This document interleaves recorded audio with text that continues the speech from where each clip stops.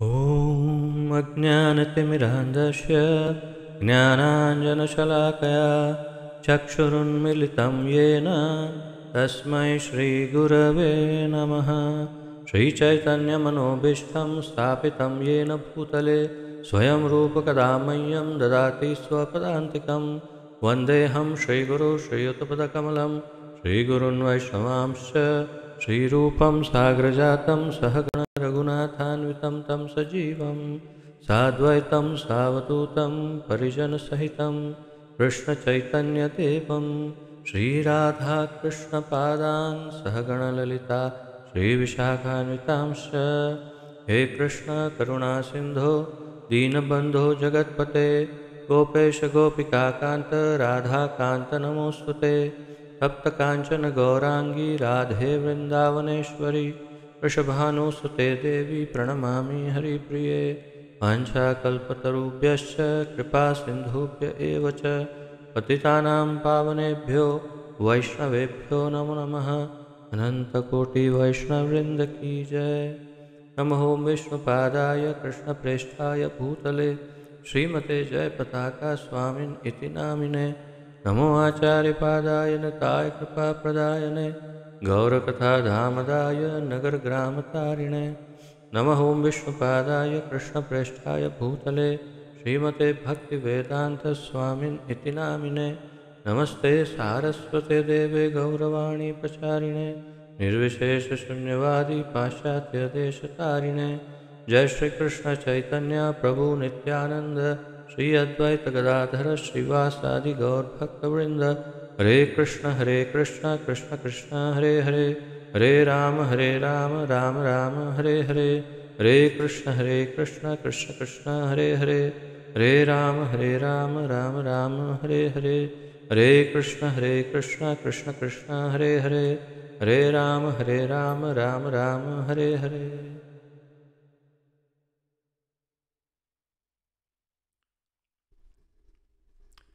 आप सबका बहुत बहुत स्वागत है आज के इस अत्यंत महत्वपूर्ण ज्ञान यज्ञ में, जिसके अंतर्गत हम श्रीमद् भगवद गीता यथारूप का सम्मिलित अध्ययन कर रहे हैं, जिसका आलेखन हमारे इस्कॉन के संस्थापक आचार्य श्री श्रीमद् अभय चरणारविंद भक्तिवेदांत स्वामी श्रील प्रभुपाद जी ने किया है। श्रील प्रभुपाद की जय। तो 10वें स्कंद का 10वें अध्याय का हम अध्ययन कर रहे हैं और 10वें अध्याय में 16वें श्लोक तक हम पहुँचे हैं। पिछली बार कल हमने 12, 13, 14 और 15वें श्लोक का अध्ययन किया, जिसमें अर्जुन भगवान को उद्देश्य करके ये कह रहे हैं, ये स्वीकार कर रहे हैं प्रथम बार कि भगवान कृष्ण ही परम भगवान परब्रह्म परमेश्वर हैं, सर्वेश्वर हैं। और उस महेश्वर रूप में, परब्रह्म के रूप में उन्हें स्वीकार करते हुए, उनकी स्तुति करते हुए, फिर अब अर्जुन उनके विशेष दर्शन का अनुरोध करने वाले हैं। तो आइए थोड़ा पुनरावर्तन करके फिर आगे बढ़ते हैं 16वें श्लोक से।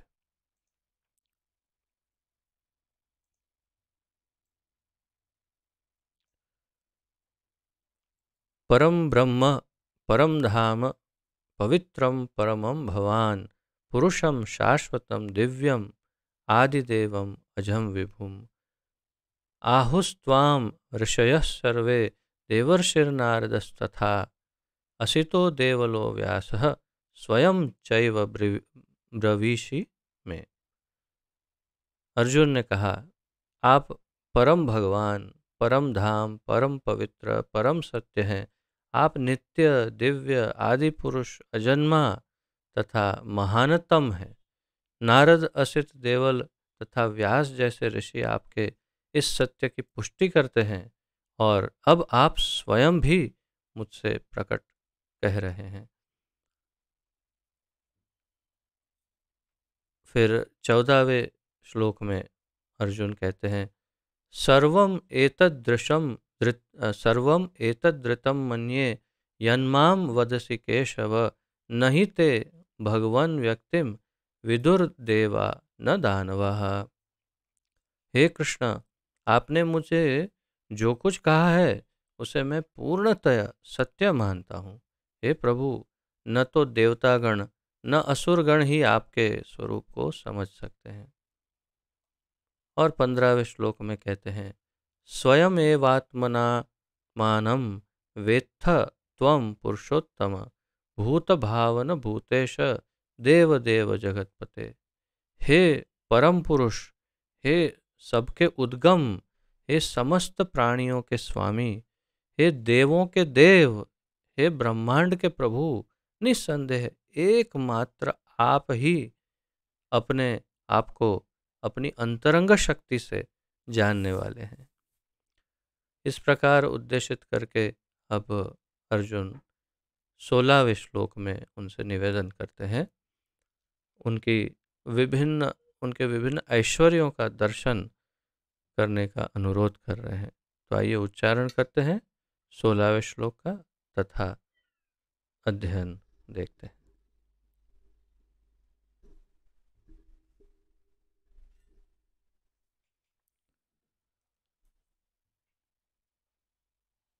वक्तुम् अर्हस्य शेषेण दिव्या ह्यात्मा विभूतयः याभिर्विभूतिभिर्लोकान् मां त्वं वाप्य तिष्ठसि। वक्तुम् अर्हस्य शेषेण दिव्या ह्यात्मा विभूतयः याभिर्विभूतिभिर्लोकान्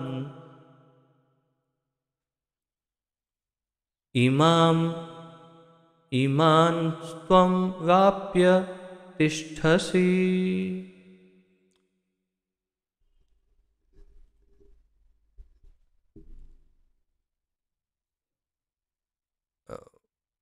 यहाँ पर जो याभिर्विभूतिर्भिर्लोकानिमान् त्वं, ये पूरा एक शब्द है। जब उसको संधि विग्रह करेंगे तो याभिर्विभूतिर्भिर्लोकान् इमान् त्वं वाप्य तिष्ठसि, इस प्रकार उसका उच्चारण होगा। तो आइए शब्दार्थ, अनुवाद तथा तात्पर्य देखते हैं जो श्रील प्रभुपाद जी द्वारा दिया गया है। वक्तुम, कहने के लिए, अर्हसि, योग्य हैं, अशेषेण, विस्तार में, दिव्याः, दैवी, अलौकिक, ही, निश्चय ही, आत्म यानी अपना, विभूतयः, ऐश्वर्य, या भी, जिन, विभूति भी, ऐश्वर्यों से, लोकान, समस्त लोकों को, ईमान, इन, त्वम, आप, व्याप्त, व्याप्य यानी व्याप्त होकर, तिष्ठसि, स्थित हैं। अनुवाद, कृपा करके विस्तार पूर्वक मुझे अपने उन दैवी ऐश्वर्यों को बताएं जिनके द्वारा आप इन समस्त लोकों में व्याप्त हैं। भगवान से अर्जुन अनुरोध कर रहे हैं। पहले उन्होंने स्वीकार किया कि आप ही स्वयं परब्रह्म परमेश्वर हो, और ये मैं इसलिए कह रहा हूँ क्योंकि नारद, असित, देवल, व्यास जैसे महर्षियों ने स्वीकार किया है। अनेक शास्त्रों में भी यही बताया है। अब आप स्वयं भी मुझसे यही कह रहे हो कि आप परम भगवान हो, और मैं इसे स्वीकार करता हूँ।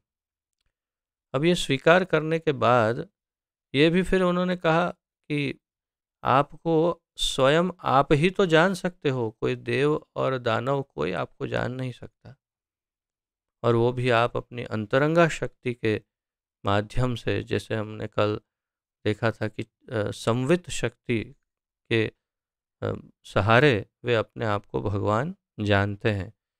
तो ये ये सब कहने के बाद अब अर्जुन को इच्छा हुई कि उन्हें उन्हें उनके जो विभिन्न रूपों में भगवान हमारे सामने है, प्रकट है, तो उनका दर्शन किया जाए। और प्रभुपाद जी आगे समझाएंगे कि वास्तव में भगवान का जो भौतिक विस्तरण है, आध्यात्मिक नहीं, भौतिक, इस भौतिक संसार में जो उनका विस्तरण है, उसमें कैसे दिखते हैं भगवान अनेक रूपों में, वो अर्जुन पूछ रहे हैं। और इसलिए भगवान अब जब कहना प्रारंभ करेंगे तो उन्होंने ये पहले भी कह दिया, इसके पूर्व के अध्याय में उन्होंने ये कह दिया, कुछ कुछ मात्रा में कहा, 7 में 8 में, और आंशिक रूप से ये बता भी दिया कि वह कैसे कैसे अलग अलग भौतिक रूपों में प्रकट है भगवान। परंतु अर्जुन को उतने में संतोष नहीं हुआ, इसलिए अर्जुन कहेंगे उनको आगे कि आप और अधिक विस्तार करके बताइए, तो मैं आपको और अधिक विस्तृत रूप में आपकी विभूति को समझना चाहता हूँ। तो इसे यहाँ विभूति योग भी कहा है। तो आप देखिए यहाँ पर श्लोक में भी ये शब्द है, विभूति भी विभूतयः, तो ये यहाँ विभूति योग और फिर योग शब्द का प्रयोग करेंगे। तो देखिए जैसे आगे आप देखेंगे इस शब्द का पुनरावर्तन होगा। तो यहाँ विभूति योग इस तरह भी इसे कहा, पूछा है कि आपकी विभूति का योग समझाइए, तो कृपा करके विस्तार पूर्वक मुझे अपने उन दैवी ऐश्वर्यों को बताएं। तो जैसे ऐश्वर्य कहा, वो वास्तव में उसे यहाँ पर विभूति कहा। तो आप देखिए शब्दार्थ में भी विभूति भी का अनुवाद प्रभुपाद जी ने ऐश्वर्यों से ऐसे किया है। तो अर्जुन पूछ रहे हैं, आप अपने ऐश्वर्यों को, अलग अलग ऐश्वर्यों को, भौतिक दैवी और ऐश्वर्यों को जो भौतिक जगत में विस्तरित है उसे बताएं, जिनके द्वारा आप इन समस्त लोकों में व्याप्त हैं। तो देखिए यहाँ स्पष्ट हो जाता है, अर्जुन ने कहा इन समस्त लोकों में व्याप्त है, उन दैवी ऐश्वर्यों को बताएं। अर्जुन ने ये नहीं कहा कि आप उन दैवी ऐश्वर्यों को बताएं जिससे आप वैकुंठ में व्याप्त हैं या आप आध्यात्मिक जगत में व्याप्त हैं। तो यहाँ पर यह बात बहुत स्पष्ट है कि भौतिक जगत में जो भगवान का विस्तरण है उसी का दर्शन अर्जुन मांग रहे हैं। तात्पर्य, इस श्लोक से ऐसा लगता है कि अर्जुन भगवान संबंधी अपने ज्ञान से पहले से संतुष्ट है। पहले से अर्जुन जो अर्थात उन्हें जो ज्ञान है कि भगवान किसे कहते हैं, भगवान में क्या गुण होने चाहिए, विशेषताएं होनी चाहिए, उन चीज़ों से अर्जुन संतुष्ट है।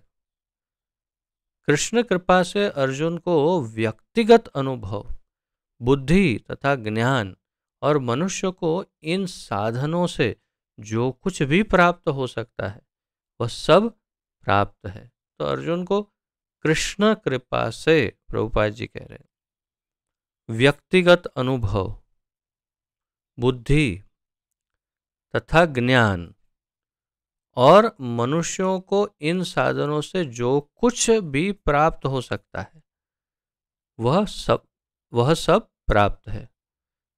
तो निश्चित रूप से ये लिखने योग्य बहुत ही महत्वपूर्ण पॉइंट है, क्योंकि ये प्रश्न हो सकता है कभी भी कि अर्जुन को क्यों, वो पहले से क्यों संतुष्ट है, ऐसा क्यों कह रहे हैं प्रभुपाद जी, और जो भी उन्हें प्राप्त है वो सब कैसे प्राप्त हुआ और क्या प्राप्त हुआ है। तो कृष्ण कृपा से, सबसे पहला मुद्दा है कृष्ण कृपा से। कृष्ण कृपा से अर्जुन को व्यक्तिगत अनुभव 1, बुद्धि 2 तथा ज्ञान 3, ये 3 वस्तु उपलब्ध है या प्राप्त है कृष्ण कृपा से।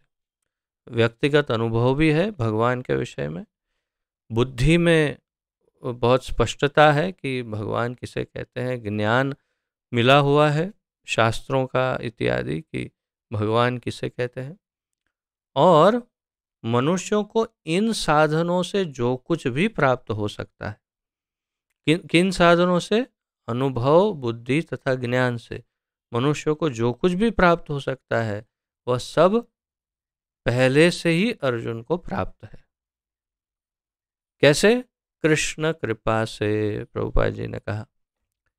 तथा उसने कृष्ण को भगवान के रूप में समझ रखा है, अर्थात कि ये सब प्राप्त करके कृष्ण की कृपा से वो इतना अनुभव, ज्ञान और बुद्धि का प्रयोग करके कृष्ण को भगवान के रूप में उसने समझ लिया है, समझ रखा है, और कृष्ण को भगवान समझ रहा है वो। ये केवल हम मंथन द्वारा ही इस प्रभुपाद जी के दिए हुए ज्ञान को हृदय में स्थित कर सकते हैं, क्योंकि ये एक वाक्य में कितनी गहराई है।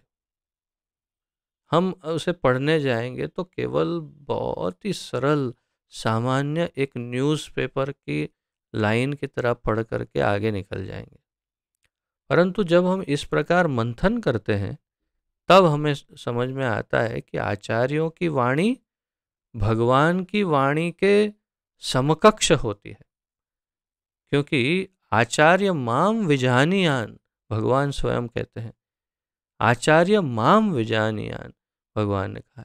तो आचार्य जो है वो भगवान के प्रतिनिधि है, और इसलिए भगवान जितनी गहराई से बात करते हैं उनसे शायद और अधिक ज्ञानप्रद उनके वाक्य होते हैं भगवान के शुद्ध भक्तों के।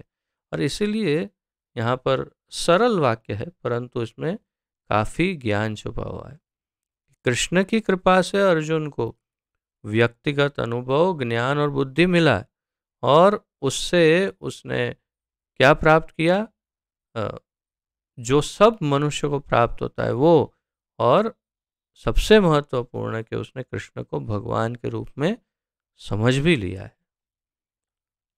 उसे प्रभुपाद जी आगे बताते हैं, उसे किस प्रकार का संशय नहीं है, इसे क्षमा करें, उसे किसी प्रकार का संशय नहीं है, तो भी वह कृष्ण से अपनी सर्वव्यापकता की व्याख्या करने के लिए अनुरोध करते हैं।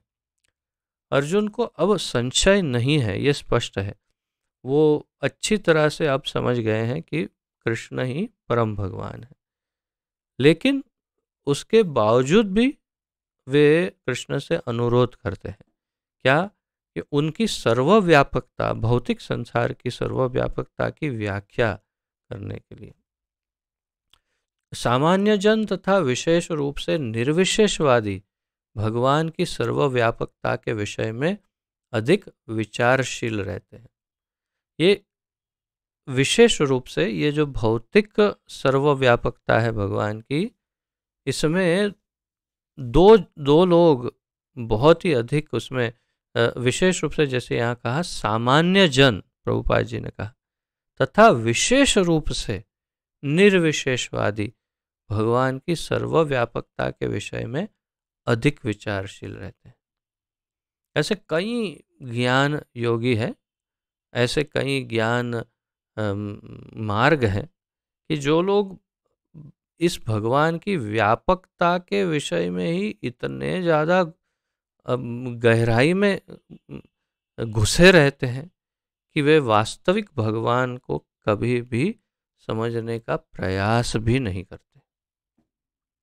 उन्हें वास्तविक भगवान के व्यक्तित्व के विषय में लेश मात्र भी 0.0001% भी उन्हें ज्ञान होता नहीं है।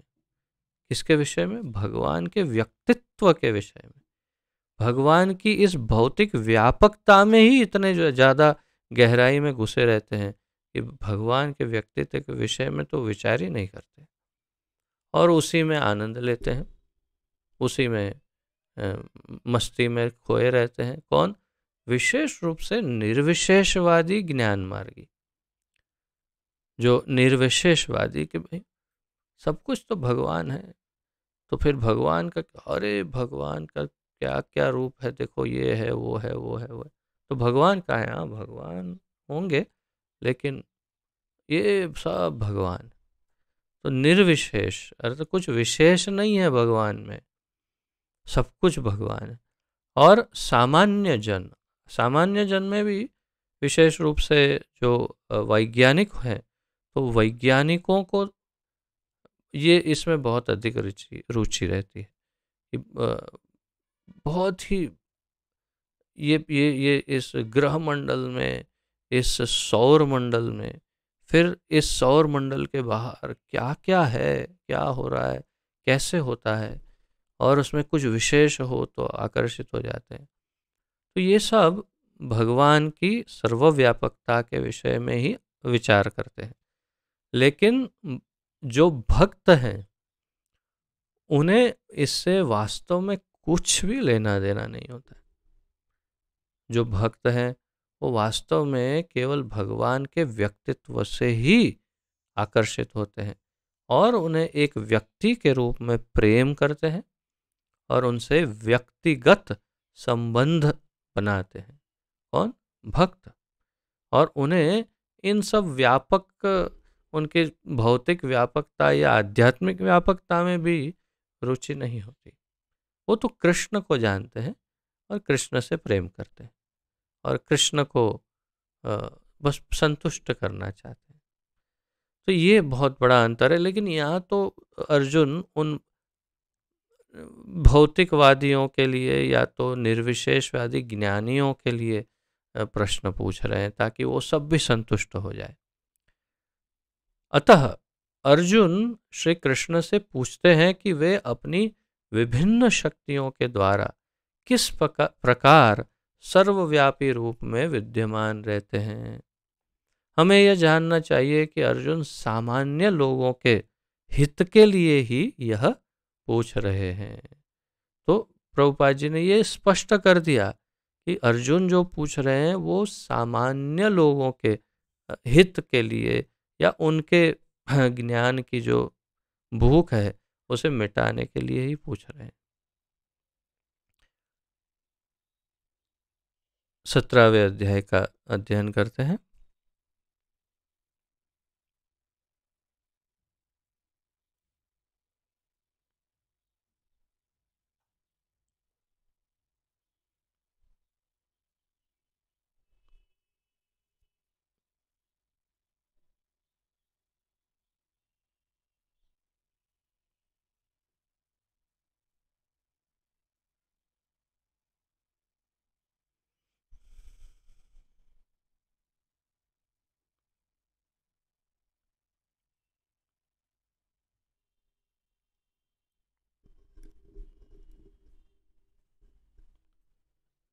कथं विद्यामहं योगिन् त्वां सदा परिचिन्तयन् केषु केषु च भावेषु चिन्त्योऽसि भगवान् मया। कथं विद्यामहं योगिन् त्वां सदा परिचिन्तयन् केषु केषु च भावेषु चिन्त्योऽसि भगवन्मया। कथम किस तरह, कैसे, विद्याम अहम मैं जान सकूं, योगिन हे परम योगी, त्वाम आपको, सदा सदैव, परिचिंतयन चिंतन करता हुआ, केषु किस, केषु किस, च भी, भावेषु रूपों में, चिंत्यः असि, चिंत्यः असि अर्थात आपका स्मरण किया जाता है, भगवन, हे भगवान, मया, मेरे द्वारा। अब अर्जुन पूछ रहे हैं भगवान से, हे कृष्ण, हे परम योगी। यहाँ पर अर्जुन ने एक बहुत विशिष्ट शब्द का प्रयोग किया है। उन्होंने कहा योगिन, यानी हे परम योगी। तो हे कृष्ण, हे परम योगी, मैं किस तरह आपका निरंतर चिंतन करूं और आपको कैसे जानूं। हे भगवान, आपका स्मरण किन किन रूपों में किया जाए। अर्जुन का अब ये प्रश्न है, अर्थात वो भौतिक विस्तार के विषय में ही पूछ रहा है अर्जुन। हे कृष्ण, हे परम योगी, मैं किस तरह आपका निरंतर चिंतन करूं। तो ये प्रश्न में महत्व जो है वो इस मुद्दे का सर्वाधिक महत्व है वास्तव में, कि मैं क्या करूंगा जिससे मैं आपका बारंबार चिंतन कर सकता हूं। और हर एक भक्त को वास्तव में ये प्रश्न होना चाहिए कि हम ऐसा क्या करें जिससे हम बारंबार भगवान का चिंतन कर सके। हम नाम जप तो करते हैं, संकीर्तन कर लेते हैं, बाकी दिन में भगवान के विग्रह की सेवा आदि करते हैं, लेकिन ऐसा क्या करें जिससे हम भगवान को निरंतर याद कर सकते हैं। तो इसीलिए अर्जुन का बिल्कुल प्रैक्टिकल प्रश्न है, एकदम व्यावहारिक प्रश्न है अर्जुन का, जो हम सबको यही प्रश्न होता ही है, होना ही चाहिए भक्तों को, कि हम ऐसा क्या करें कि जिससे हम भगवान का निरंतर चिंतन कर सकते हैं। तो मैं किस तरह आपका निरंतर चिंतन करूं, अर्जुन पूछते हैं, और आपको कैसे जानूं, अर्थात मैं आपको किस प्रकार से पहचानूं या जानूं कि आप सब जगह तो हो, लेकिन फिर भी मैं कैसे जानूं आपको, कहाँ पर हो आप। हे भगवान, आपका स्मरण किन किन रूपों में किया जाए। तो उसका ये दो अर्थ हो जाते हैं यहाँ पर, किन किन रूपों में आपका स्मरण किया जाए, अर्थात किन रूपों में आपका स्मरण न किया जाए। ये भी प्रश्न साथ में आ जाता है। क्यों? क्योंकि यदि ये होता कि सब कुछ भगवान है तो फिर तो ये प्रश्न ही नहीं आता। अगर सब कुछ भगवान ही है तो ये प्रश्न कभी नहीं आता। क्या? कि आपका स्मरण किन किन रूपों में किया जाए।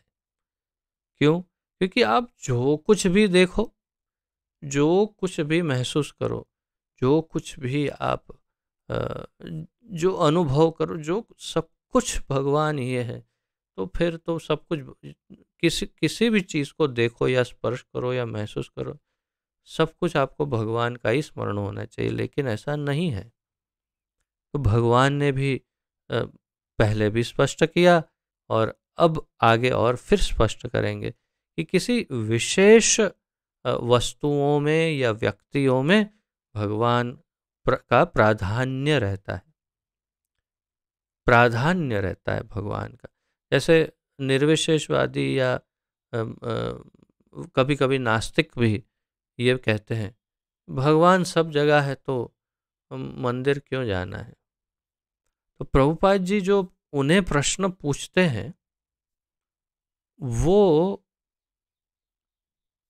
प्रश्न हर उस व्यक्ति को आप सब स्मरण रखिएगा कि कभी भी आपको, कभी भी कोई भी व्यक्ति ये पूछे कि सब भगवान सब जगह है तो मंदिर क्यों जाना है, तो आपका उत्तर ये होना चाहिए कि हाँ, आपकी बात बिल्कुल सही है, एकदम सच कहा आपने कि कण कण के अंदर भगवान है, ये सब कुछ भगवान है, सत्य है। तो मंदिर में भगवान है कि नहीं, ये पूछना उनको। प्रभुपाद जी ने उनको ये पूछा कि अगर सब जगह भगवान है, सब में भगवान है, तो मंदिर में भगवान नहीं है? और मंदिर के अंदर जो मूर्ति है जिसे हम श्री विग्रह कहते हैं, उसमें भगवान है कि नहीं है? तो आप कहोगे नहीं, उसमें नहीं है। बस तब पकड़े जाओगे कि भाई अगर सब जगह भगवान है तो मंदिर में भी है, और मंदिर में उस विग्रह में भी है, तो आओ चलो दर्शन करो। यहाँ भी दर्शन कर सकते हो ठीक है, लेकिन वहाँ चलो विशेष दर्शन करते हैं, और वहाँ भी तो वही भगवान है, तो आ जाओ, आने में क्या प्रॉब्लम है। लेकिन ये वास्तव में नास्तिक होते हैं, इसलिए मंदिर जाना नहीं चाहते, और इसीलिए ऐसा बहाना बताते हैं कि भगवान सब जगह है तो मंदिर क्यों जाना है। तो यहाँ पर पकड़े जाते हैं।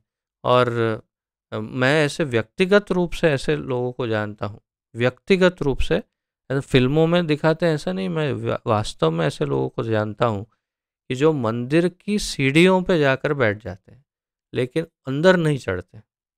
उनके परिवार के लोग ऊपर चढ़ जाते हैं, मंदिर में जाके दर्शन करके आते हैं, और ये व्यक्ति मंदिर की सीढ़ी पे बैठते हैं। अरे भगवान तो सब जगह है, अंदर जाके क्या करना है।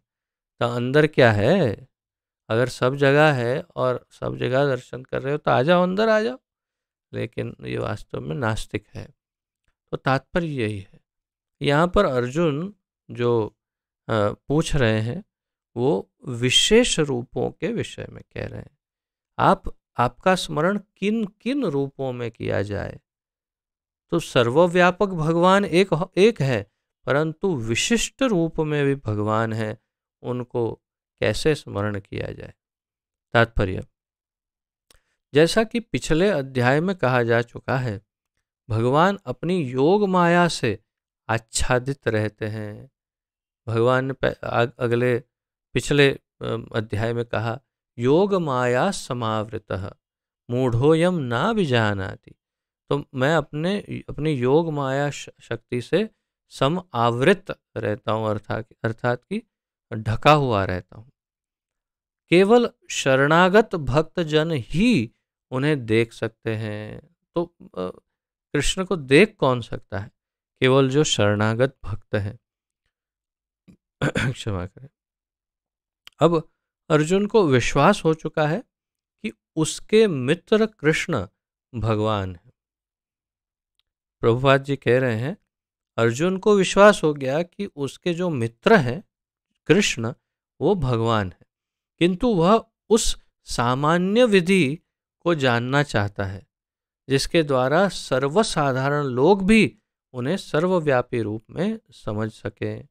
तो अब वो अर्जुन अब उस विधि को जानना चाहते हैं, सर्वसामान्य विधि, जिससे सर्वसामान्य लोग भी भगवान का दर्शन कर सके। अर्थात वास्तव में ये अर्जुन का प्रश्न हमारी ही ओर से है, सामान्य लोगों की ओर से पूछ रहे हैं अर्जुन कि आपको हम इस संसार में कहाँ कहाँ दर्शन करें, आपको कैसे देखें इस संसार में। क्योंकि वैसे तो उनके सामने साक्षात परम ब्रह्म, साक्षात परमेश्वर स्वयं व्यक्ति रूप में खड़े हैं, तो फिर ये प्रश्न का कहाँ प्रश्न आता है। तो इससे स्पष्ट हो रहा है कि अर्जुन हमारी ओर से पूछ रहे हैं उन्हें। और कहते हैं, असुरों तथा नास्तिकों सहित सामान्य जन कृष्ण को नहीं जान पाते, प्रभुपाद जी बता रहे हैं, क्योंकि भगवान अपनी योग माया शक्ति से आच्छादित रहते हैं। दूसरी बात यह है कि ये प्रश्न जन सामान्य के लाभ हेतु पूछा जा रहा है। तो ये जन सामान्य के लाभ के लिए ये प्रश्न पूछ रहे हैं अर्जुन। उच्च कोटि का भक्त केवल अपने ही ज्ञान के प्रति चिंतित नहीं रहता, अभी तो सारी मानव जाति के ज्ञान के लिए भी रहता है।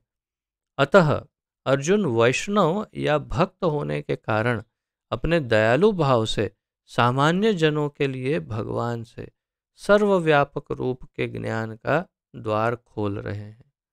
तो अब अर्जुन वैष्णव या भक्त हैं और दयालु हैं, तो सबसे मुख्य बात यह है कि एक वैष्णव जो है वो सिर्फ अपने लिए नहीं, संपूर्ण मानव जाति के लिए या सारे जीवों के लिए हमेशा चिंतित रहता है, दयालु रहता है एक वैष्णव, और सबका उद्धार करना चाहता है।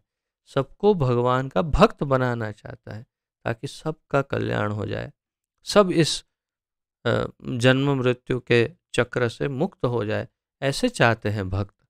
तो इसीलिए अर्जुन भी एक वैष्णव है, परम वैष्णव, बहुत शुद्ध भक्त हैं, और इसलिए दयालु हैं, और इसलिए हम सबकी ओर से भगवान को ये प्रश्न पूछ रहे हैं।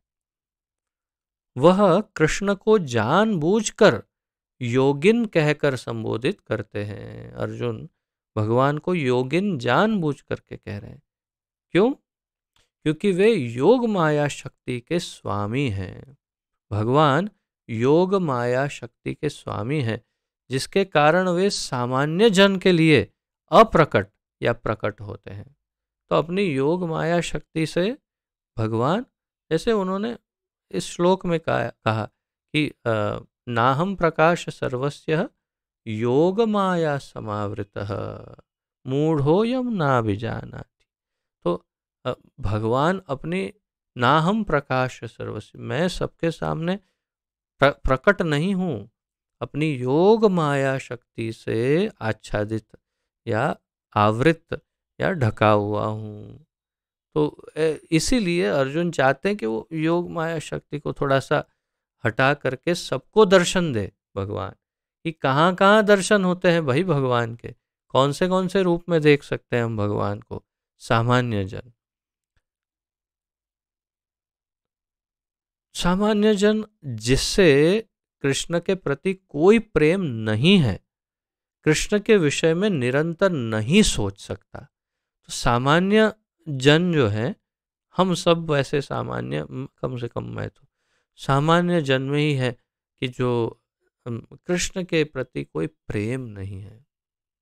प्रेम अवश्य डेवलप करना चाहते हैं हम, परंतु सब लोग तो कृष्ण प्रेम से कोई बहुत दूर है। कृष्ण प्रेम से उसमें भी इस प्रकार के निर्विशेष ज्ञान मार्गी या ध्यानी या उनकी तो क्या बात करें, और कर्मयोगी तो और भी दूर है। यानी कृष्ण या कृष्ण प्रेम यानी भगवान के व्यक्तित्व और उनके प्रति प्रेम या संबंध से कोई लेना देना या दूर है बहुत। तो उनके विषय में, और वो कृष्ण को निरंतर नहीं उनके बारे में सोचते, तो फिर उनको कैसे ऐसा क्या किया जाए जिनसे वो भगवान का चिंतन करे। तो वह तो भौतिक चिंतन करते हैं, प्रभुपाद जी कह रहे हैं, सामान्य जन भौतिक विषयों में चिंतन करते हैं। अर्जुन इस संसार के भौतिकवादी लोगों की चिंतन प्रवृत्ति के विषय में विचार कर रहे हैं, और अर्जुन सोच रहे हैं। देखिए, प्रभुपाद जी ने जो गहराई से सोचा है, उस गहराई से हम अपने अपने आप कभी नहीं सोच सकते। प्रभुपाद जी ने ये सोचा जो अर्जुन सोच रहे हैं। अर्जुन ने क्या सोचा कि ये सामान्य जनों का क्या होगा, वो कैसे भगवान को पहचानेंगे, मेरे तो सामने साक्षात खड़े हैं, लेकिन उनको कैसे उनके दर्शन होंगे। और आने वाले कल में जब कृष्ण अपनी लीला समाप्त कर लेंगे, तो ये सब कैसे कृष्ण का दर्शन करेंगे। तो इसलिए पूछ रहे हैं हमारी ओर से। केशु केशु च भावेशु शब्द भौतिक प्रकृति के लिए प्रयुक्त है। हमने इस श्लोक में देखा केशु केशु च भावेशु, तो किस किस भाव में। तो ये प्रभुपाद जी का कहना है कि ये भौतिक प्रकृति के लिए प्रयुक्त है। भाव का अर्थ है भौतिक वस्तु। हम भाव भाव शब्द, मैं कई बार आपको बता चुका हूँ कि संस्कृत में एक शब्द के अनेक विविध प्रकार के अर्थ हो सकते हैं। ऐसा जरूरी नहीं कि एक शब्द का एक ही अर्थ हो। सामान्य रूप से अन्य सारी भाषाओं में लगभग एक शब्द का एक ही अर्थ होता है, अधिक से अधिक दो कभी हो सकते हैं, लेकिन संस्कृत में तो कई अर्थ होते हैं। जैसे वो अत्यंत विलक्षण श्लोक जो है, बहुत ही रोमांचक श्लोक जो है, इससे ये स्पष्ट होता है कि व्हाट इज दैट, हरी बोल, ये स्लीपिंग, अच्छा अच्छा, वेकअप वेकअप। तो वो एक अत्यंत रोमांचक जो श्लोक है, जिसमें बताया है कि अ, अ, हम्म, एकदम से शुरुआत स्मरण नहीं हो रही। उसमें बताया कि केशव, पांडव और कौरव, अ, इनकी इन तीनों का नाम उसमें आता है उस श्लोक में। केशवम पतितम दृष्ट्वा, केशवम पतितम दृष्ट्वा पांडवाः हर्षनिर्भराः, कौरवाः रुदन्ति सर्वे, हा हा केशव केशव। अब ये श्लोक सुनेंगे तो तुरंत समझ में आएगा। केशवम पतितम दृष्ट्वा, केशव गिर गए, पांडवा हर्ष निर्भरा, तो सारे जो पांडव हैं वो एकदम से आनंदित हो गए, बहुत खुश खुश हो गए। कौरवाः रुदन्ति सर्वे, सब कौरव रोने लग गए।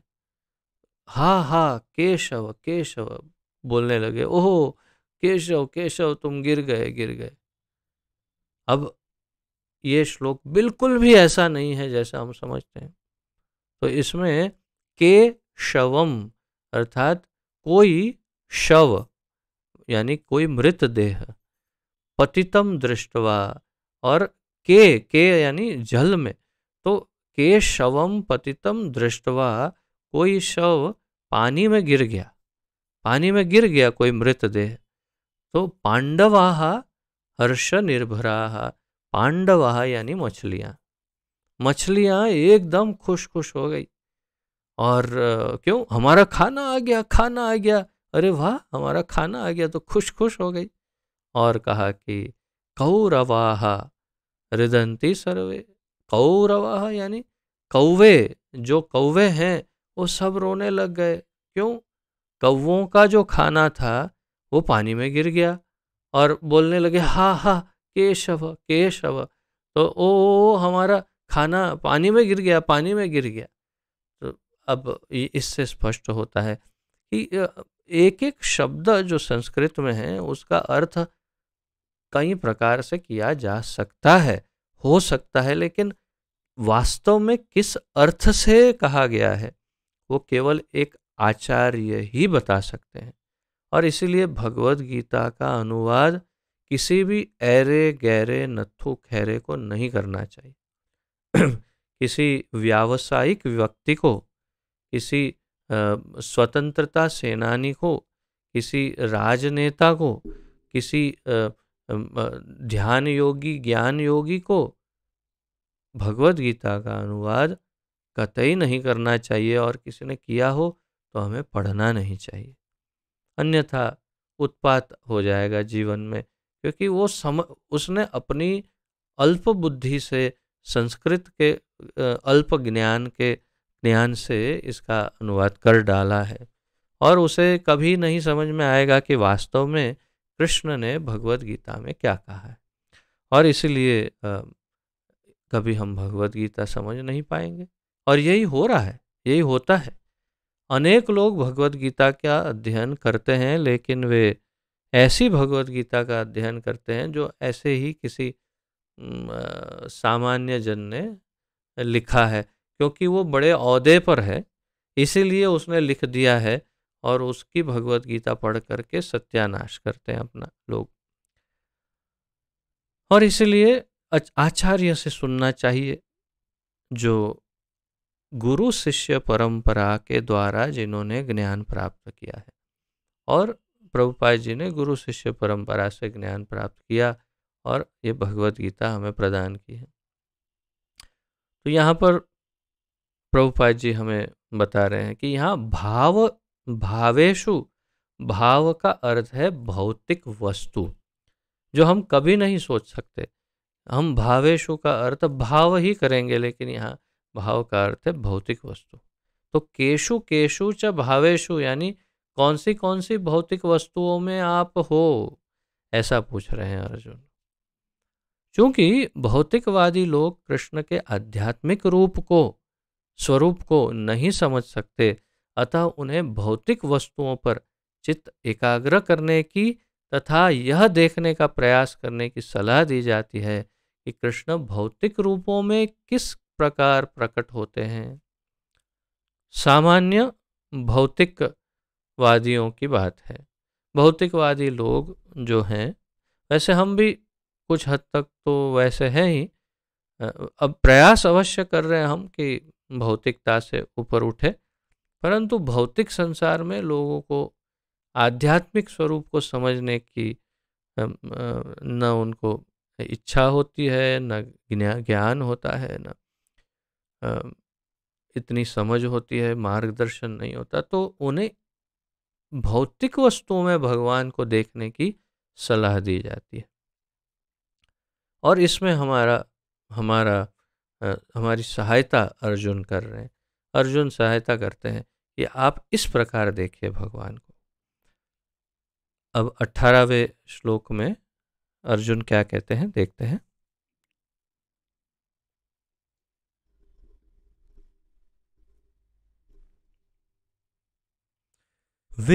विस्तरेणात्मनो योगं विभूतिं च जनार्दन भूयः कथय तृप्तिर्हि शृण्वतो नास्ति मे मृतम्। विस्तरेणात्मनो योगं विभूतिं च जनार्दन भूयः कथय तृप्तिर्हि शृण्वतो नास्ति मे मृतम्। विस्तरेणात्मनो योगम विभूतिम च जनार्दन। देखिए, मैं आपसे कह रहा था ना, योगम विभूतिम, विभूति योग की यहाँ बात है। भूयः कथय तृप्तिर्हि शृण्वतो नास्ति मे मृतम। शब्दार्थ, विस्तरेण यानी विस्तार से, आत्मनः अपनी, योगम योग शक्ति, विभूतिम ऐश्वर्य को, च भी, जन अर्दन, जनार्दन शब्द का संधि विग्रह करके प्रभुपाद जी कह रहे हैं जन अर्दन, यानी कि हे नास्तिकों का वध करने वाले। बहुत विलक्षण शब्द है ये जनार्दन। जन अर्दन यानी जन सामान्य नास्तिक जो हैं उन सब का वध करने वाले जनार्दन। भूयः फिर, कथय कहें, तृप्ति ही तुष्टि या तृप्ति, ही निश्चय ही, शृण्वतः सुनते हुए, न अस्ति नहीं है, मैं मेरी, अमृतम अमृत को। अनुवाद, हे जनार्दन, आप पुनः विस्तार से अपने ऐश्वर्य तथा योग शक्ति का वर्णन करें। मैं आपके विषय में सुनकर कभी तृप्त नहीं होता हूँ, क्योंकि जितना ही आपके विषय में सुनता हूँ उतना ही आपके शब्द अमृत को चखना चाहता हूँ। बहुत सुंदर श्लोक है ये। इसमें एक प्रेमी भक्त का भाव या प्रेम प्रकट हो रहा है। भौतिक दृष्टिकोण से देखने जाएंगे तो हमारे लिए प्रश्न पूछ रहे हैं अर्जुन कि आपका विभूति योग यानी आपके भौतिक ऐश्वर्यों को दर्शन कराएं, लेकिन अगर हम भक्ति के दृष्टिकोण, एक भक्त के दृष्टिकोण से देखें तो यहाँ पर एक प्रेमी भक्त भगवान को बड़े प्रेम से भाव प्रकट कर रहे हैं और कह रहे हैं, हे जनार्दन, आप पुनः यानी दोबारा, पहले किया है हमने, जैसे देखा पहले 8वें अध्याय या उससे पूर्व 7वें में थोड़ा थोड़ा, इस प्रकार सब जगह पर थोड़ा थोड़ा करके भगवान ने अपने विषय में बताया, भौतिक विस्तरण करके बताया था कि मैं ये हूँ, मैं वो हूँ, मैं ये हूँ, मैं ये भी हूँ, मैं वो भी हूँ, सब बताया था। तो किया तो था, इसलिए अर्जुन अब पुनः शब्द का प्रयोग करके कह रहे हैं आप पुनः विस्तार से अपने ऐश्वर्य, और इस बार थोड़ा विस्तार से बताइए और अधिक बताइए अपने ऐश्वर्य तथा योग शक्ति का वर्णन करें। अब ये जो वाक्य है, अब वो एक कृष्ण प्रेमी का वाक्य है। मैं आपके विषय में सुनकर कभी तृप्त नहीं होता हूं, क्योंकि जितना ही आपके विषय में सुनता हूं उतना ही आपके शब्द अमृत को चखना चाहता हूं। ये प्रेमी का वाक्य है कि कभी संतुष्ट संतुष्ट हो ही नहीं सकता कृष्ण के विषय में सुनना, कृष्ण को सुनने में और कृष्ण के विषय में सुनने से कभी संतुष्ट हो गया, अगर कोई संतुष्ट हो गया तो वो भक्त नहीं है, एकदम निश्चित है। जिस क्षण वो संतुष्ट हो गया वो भक्त नहीं है। और जब तक वो व्याकुल रहता है और सुनना है और सुनना है, तब तक वो भक्त बना रहा, तो वो शुद्ध भक्त है। तो यहाँ पर ये परिचय है। तात्पर्य, इस प्रकार का निवेदन नैमिषारण्य के शौनक आदि ऋषियों ने सूत गोस्वामी से किया था। यह निवेदन इस प्रकार है। तो अब प्रभुपाद जी यहाँ पर श्रीमद् भागवत की कथा जो है, श्रीमद् भागवत महापुराण, इसकी बात कर रहे हैं।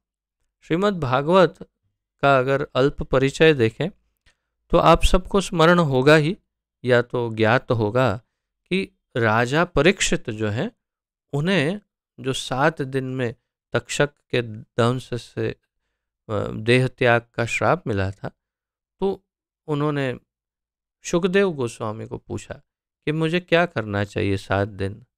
और शुकदेव गोस्वामी 7 दिन में भागवत कथा उन्हें बता रहे हैं। 7 दिन 7 रात सतत निरंतर 24 घंटा तो उन्हें भागवत कथा सुना रहे। अब ये भागवत कथा में सबसे विलक्षण बात यह है कि एक कथा में दूसरी कथा, दूसरी कथा में तीसरी कथा, तीसरी में और फिर अंदर दूसरी छोटी छोटी कथाएं, इस प्रकार से कथा में कथा, कथा में कथा है। मतलब एक सीन में दूसरा सीन, उसके अंदर फिर एक और सीन, इस प्रकार, यानी बहुत ही गहन कॉम्प्लिकेटेड कथा के स्तर हैं, इसके ऊपर लेयर्स हैं, स्तर पे स्तर। और ये वास्तव में भले परीक्षित राजा पूछ रहे हैं और शुकदेव कह रहे हैं, लेकिन ये डायरेक्ट शुकदेव गोस्वामी और परीक्षित राजा की कथा नहीं है। नैमिषारण्य में सूत गोस्वामी को शौनक आदि ऋषियों ने पूछा और उसमें ये पूरी भागवत कथा सूत गोस्वामी बता रहे हैं। उसमें फिर परीक्षित राजा पूछते हैं, इस प्रकार। तो कथा में कथा, तो ये सूत गोस्वामी जो बता रहे हैं उसकी बात है। और उस समय जो शौनक आदि ऋषि मैंने नैमिषारण्य में हजारों, लगभग कुछ 80-85 हजार के आसपास ऋषि थे, वो सब सूत गोस्वामी से कथा सुन रहे थे। और वो भगवान की कथा सुनते सुनते बिल्कुल अतृप्ति सी उनको महसूस हो रही थी, अर्थात बिल्कुल संतुष्ट नहीं हो पा रहे थे कि अर्थात जितना सुनते हैं उतनी प्यास बढ़ रही है भगवान की कथा सुनने की। तो लगभग ऐसी ही बात यहाँ अर्जुन ने कही और वैसी ही बात इन ऋषियों ने कही थी, उसका यहाँ पर उद्धरण दे रहे हैं प्रभुपाद जी और कह रहे हैं भागवत में इसी प्रकार ये ऋषि कहते हैं, वयम तु न वितृप्याम उत्तम श्लोक विक्रमे यत् शृण्वताम रसज्ञानाम स्वादु स्वादु पदे पदे। वितृप्याम, वितृप्याम अर्थात हम तृप्त नहीं हो रहे हैं। वयम तु न वितृप्याम, वयम यानी हम सब तृप्त नहीं हो रहे हैं। उत्तम श्लोक विक्रमे, यानी कि भगवान उत्तम श्लोक कृष्ण की कथाएं कथाओं से हम तृप्त नहीं हो रहे। यत् शृण्वताम रसज्ञानाम स्वादु स्वादु पदे पदे, यानी एक एक पद पद पर इतना आस्वादन है उसमें। प्रभुपाद जी उसका अनुवाद दे रहे हैं। उत्तम स्तुतियों द्वारा प्रशंसित कृष्ण की दिव्य लीलाओं का निरंतर श्रवण करते हुए, I think you should get up and stand in one corner because you are disturbing me while you are yawning, continuously yawning. So please, if you can, I'm getting distracted.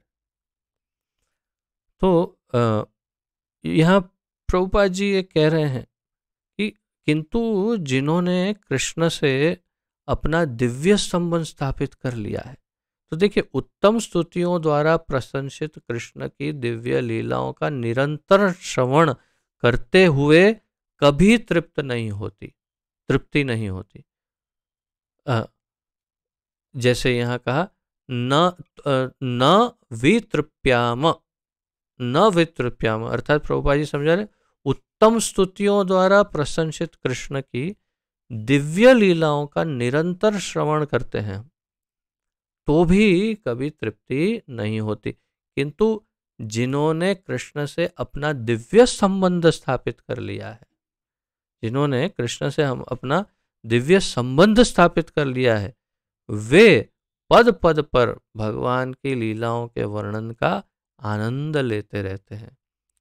तो जो स्थापित हो चुका संबंध, वो तो निरंतर उनकी लीलाओं का या तो चिंतन करते हैं, या श्रवण करते हैं, या पठन करते हैं, और किसी न किसी प्रकार भगवान की लीलाओं का आस्वादन पद पद पर करते ही रहते हैं निरंतर।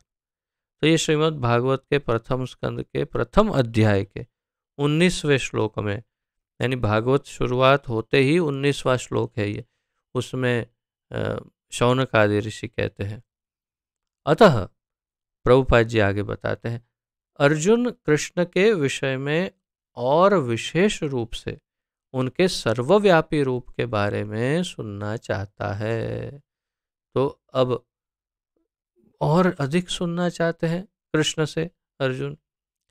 जहां तक अमृतम की बात है, कृष्ण संबंधी कोई भी आख्यान अमृत तुल्य है, और इस अमृत की अनुभूति व्यवहार से ही की जा सकती है।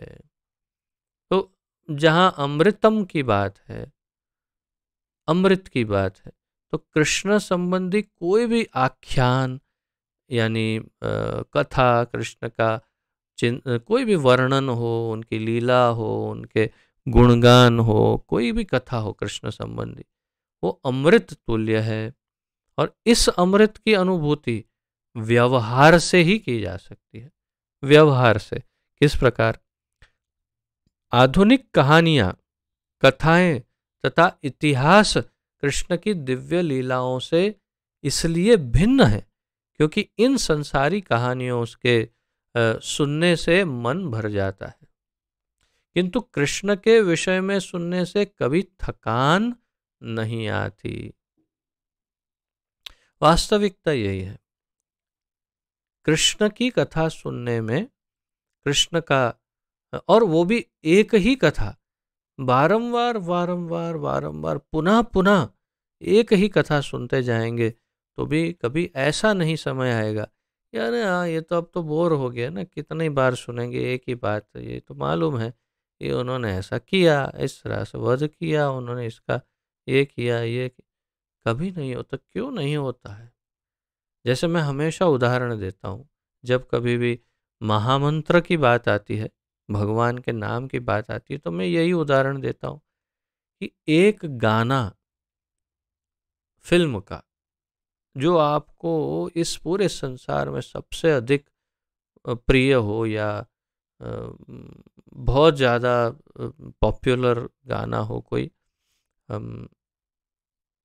ऐसा कोई गाना आप कितनी बार सुन सकते हैं? एक उसका एक हिसाब लगाइए कि कितनी बार और कितने वर्षों तक सुन सकते हैं।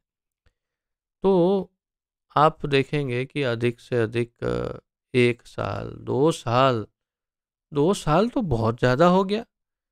तीसरे साल में वो गाना कहीं पे बज भी रहा होगा, तो आप जैसे ही सुनेंगे आप अरे बहुत बोरिंग हो गया है, तो सर पका रहा है अभी। अरे पहले तो आप रोज सुन रहे थे, दिन में 2 बार 3 बार 4 बार 10 बार सुन रहे थे। अब क्या हुआ? अब आपको ये बहुत बोरिंग लगता है, बहुत ही उससे व्याकुल हो गए हो आप। क्यों? क्योंकि भौतिक है, इसके अंदर कुछ भी रस वास्तव में है नहीं, माइक है, ये माया द्वारा उत्पन्न है। परंतु भगवान के नाम या संकीर्तन में इससे विपरीत है, इससे अलग है। जैसे शुरुआत में आपको लगे हरे कृष्ण जपते हैं लेकिन कुछ मज़ा नहीं आता है।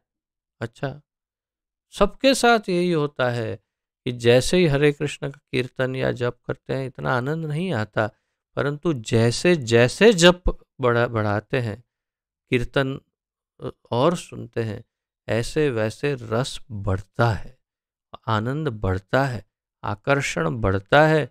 और 100-100 साल तक भी सुनेंगे तो भी रस उसमें और अधिक ही बढ़ता रहेगा। जैसे कि प्रभुपाद जी के श्रीमुख से उनका गाया हुआ जो हरे कृष्ण का कीर्तन या धुन है, तो उसका जो वो चैंटिंग मशीन जो आता है, जप बॉक्स, उसके अंदर हम सुनते हैं। अब मेरे घर में पिछले 15 वर्षों से निरंतर दिन रात सतत निरंतर 24 घंटा, सातों दिन, 30 दिन, पूरे महीना, 12 महीना, और ऐसे 15 वर्षों से निरंतर चल रहा है। निरंतर हम सुनते, जैसे अभी बंद है क्योंकि लेक्चर चल रहा है, परंतु जैसे ही लेक्चर समाप्त होगा मैं तुरंत जा कर के मैं उसको ऑन कर दूंगा। रात्रि में भी सोते समय भी चालू रहता है। लेकिन बोर क्यों नहीं होते?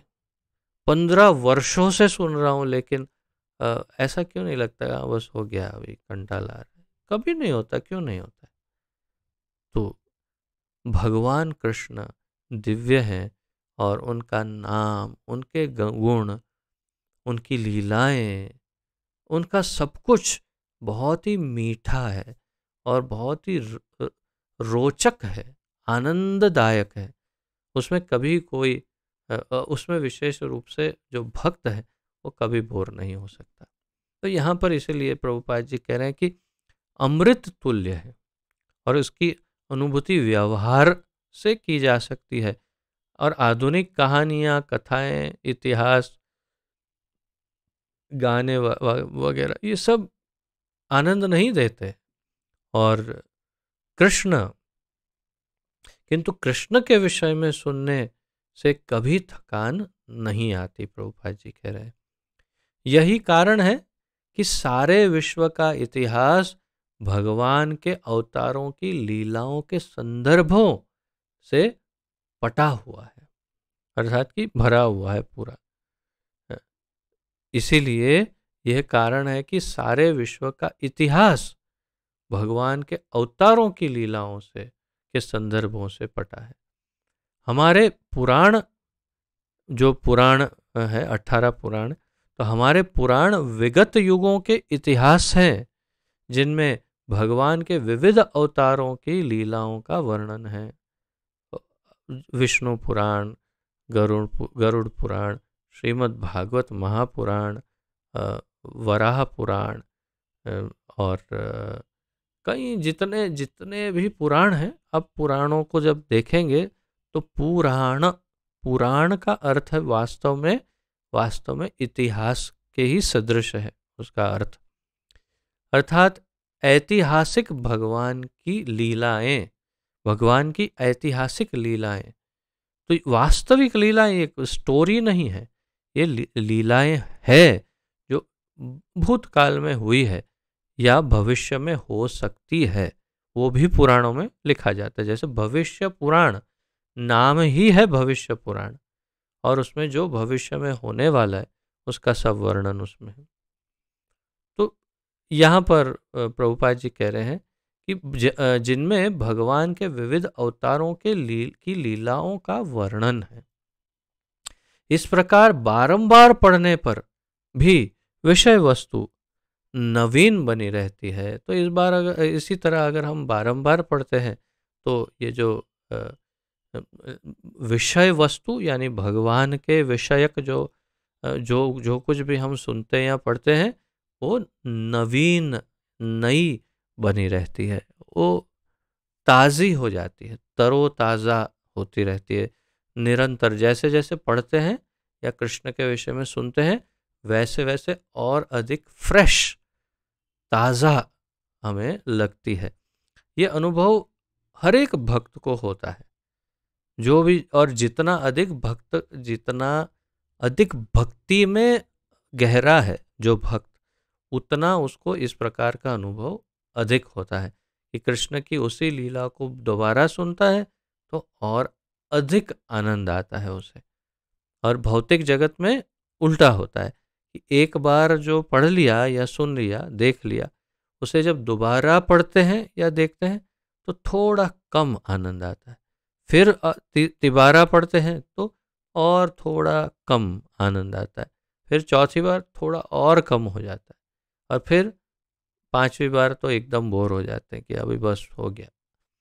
तो इससे विपरीत कृष्ण लीला में होता है, क्योंकि कृष्ण सामान्य भौतिक वस्तु या पदार्थ नहीं है, भगवान है। रसो वही सह, रसमय है भगवान। इसलिए तो आज यहीं पर विराम लेते हैं और अगला श्लोक 19वां श्लोक जो है वहाँ से भगवान अपनी जो अ, योग शक्ति से जिसे हम विभूति योगम, जहाँ जो अर्जुन ने कहा, तो अपने विभूति योग यानी विविध ऐश्वर्यों का वर्णन प्रारंभ करेंगे। और इसीलिए हम उसको अलग से कल से फिर प्रारंभ करें। वैसे आज शुक्रवार है तो कल टेस्ट होगी हमारी और मैं आपको प्रयास करता हूँ कि आज ही कल कौन सी टेस्ट होगी भगवत गीता की उसके विषय में थोड़ी जानकारी इस बार मिली नहीं है। हर बार मिल जाती है, इस बार नहीं मिली है। जानकारी प्राप्त करके मैं आपको अ, बता दूंगा।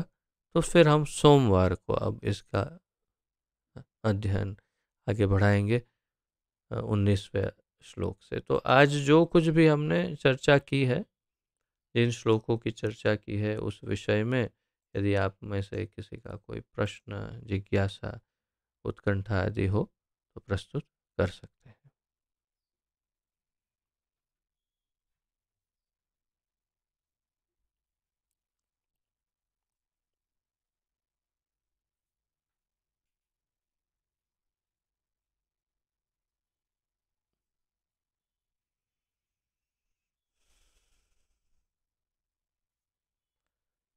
ठीक है, यदि कोई प्रश्न ना हो तो विराम लेते हैं।